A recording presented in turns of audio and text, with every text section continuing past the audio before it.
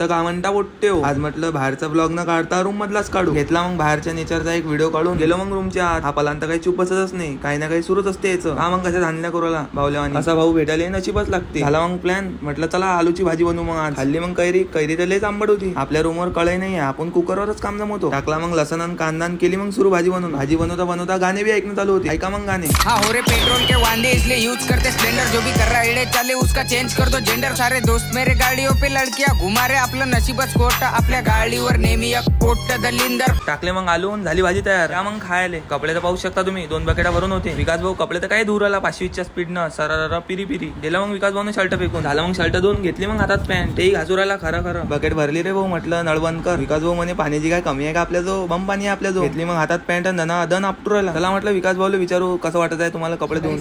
माझे सगळे कपडे धुवून झाले आणि मी कपडे धुवून झाल्यानंतर मी स्वतः घामेने धुवून झाले.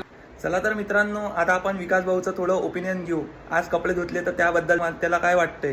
सो गाईज फायनली माझे कपडे धुवून झाले आणि मी सर्व बॅचलर मित्रांना एकच सांगू इच्छितो. बॅचलर लाईफमध्ये मुलं सगळं काही स्ट्रगल करू शकतात, खूप हार्डवर्क करू शकतात. बट मेचा टिफिन उघडलं आणि बाथरूममध्ये कपडे धुवायला बसल्या मुलांना आईची आठवण येणार म्हणजे येणार, कारण आई ती आईच असते. असेच नवीन ब्लॉग पाहण्यासाठी पेजला फॉलो करून ठेवा.